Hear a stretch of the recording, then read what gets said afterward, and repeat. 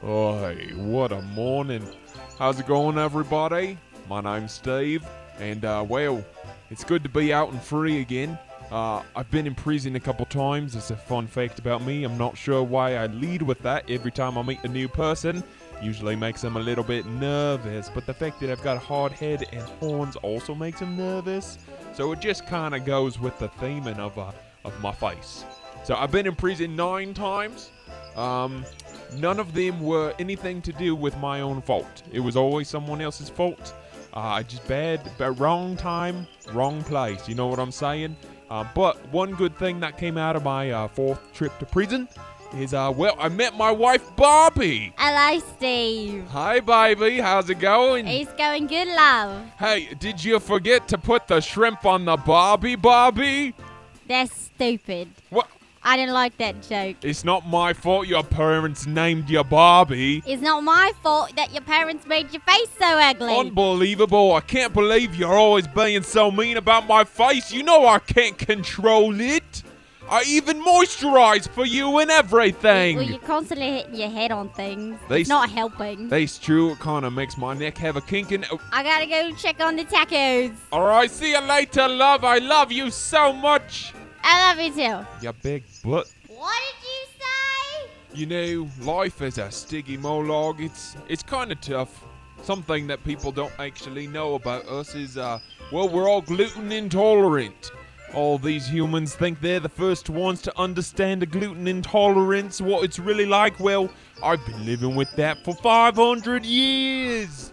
Maybe not 500 years. I don't know how to count. I can't say my fingers, so it's always been difficult for me to count. I tried counting the stars one time, and I fell asleep, and then I lost interest. Hello, love. The tacos are in the oven. What? Who puts tacos in the oven? Spencer's gonna be so upset with you. I'm not starting fires. You always start fires. That's why you ended up in prison that one time. Love, I thought we talked about not saying anything about that. But that was the time that we met. Yeah, but it was a dark time. It was a wonderful time. We went to co-ed dinosaur prison. We should go back. No, love. You know, before I was here, I was actually in the army. And what I was used for is when we needed to break into places, they would just have me thrust my head at the door, and we would get inside because I've got the hard head and the stiff neck. I will tell you what, when I came back from the battlefield, I had a hard time adjusting to civilian life again.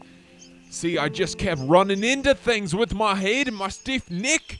That's what they called me back at the academy, hard head, stiff neck. And, well, I kept busting things down, and they put me in prison. I said, this is what I was born for. And they didn't care. They just threw me into prison over and over and over. I couldn't stop. I really had a hard time adjusting. It's okay, love. The truth is, I wish I could stop doing it. I want to be here for you all the time. I don't want to be in prison. Well, I'll follow you wherever you go, love. You gonna follow me to prison? Yeah, I'll go back to prison for you. You can't keep lighting things on fire, love. Not even for me. Spencer will get over it. You need to stop hanging out with Carl.